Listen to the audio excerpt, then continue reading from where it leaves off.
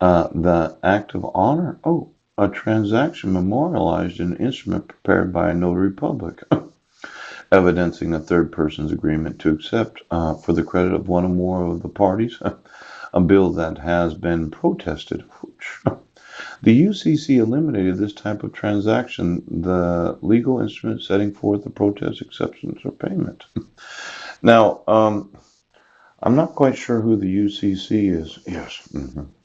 But I know they have what's known as a barcode system. Yeah. Could you get me all the barcode readers everywhere in the world? Poop. And those that own them? Yes. See, quite a long time ago, we were going to go with the barcode. Yes. And every item in the United States has a barcode. Yes, it does. And then all these point of sales, they all have barcode readers. Yes. And then the barcode readers are designed so as to tell you the price, but they also give a real-time inventory of the actual supplies of the retailers and the wholesalers. Yeah. Now, it's quite a system, this UCC. Oh, the Uniform Child Custody Jurisdiction Act. Oh, Uniform Child Abduction Prevention Act. The Uniform Arbitration Act. Yes. This one's been violated during the arbitration. Oh, this one was violated when you gave my wife a dissolution of marriage in 2011. This one was violated when I didn't get notice of court hearings for the dissolution of marriage. Oh, this one was violated when they moved to Brennan. Oh, look at this Parental Kidnapping Prevention Act. And then there's the Violence Against Women's Act, where she didn't motion the court. Could you have the full faith and credit of the United States Constitution as a VAWA? Yes. When it wasn't the petitioner that petitioned, it was the county. See, you have to have personal and subject jurisdiction, yes, and you have to protect the due process rights of the respondent. But since it wasn't the petitioner that petitioned the court, it was the county that did that. Doesn't that violate the full faith and credit provisions of the United States Constitution? Now, you would say it's kind of a point of debate, but I would say that it does actually violate the VAWA for someone other than the petitioner to not petition the court and not acknowledge the, well, this is what it says here.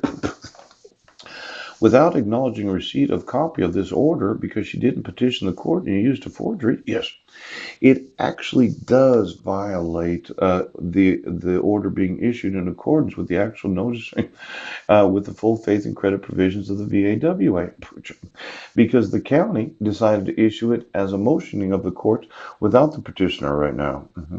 Now we're talking about the full faith and credit provisions of the VAWA. Now, for every state of the United States that's enforcing this, I told you, I'm going to sue every state in the United States right now. Every fucking one of you. See, when the petitioner did not sign the protection order, yes, did not appear in court, and he used a forgery to issue it, yeah.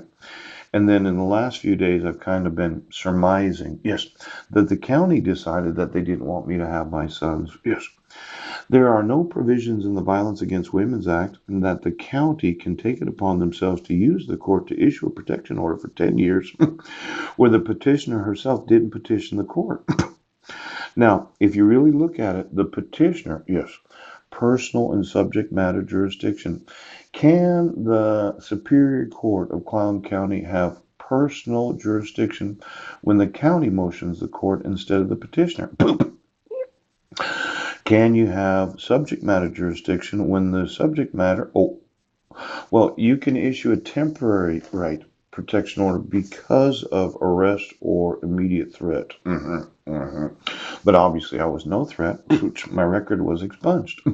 So when you decided to issue it, did it violate the full faith and credit provisions of the United States Supreme Court? And then for every state that's enforcing this, aren't you all personally liable for allowing this to happen?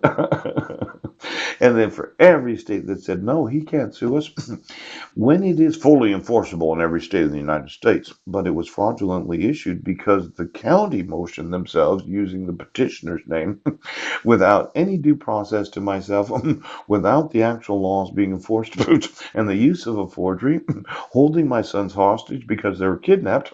Are you absolutely sure every fucking motherfucking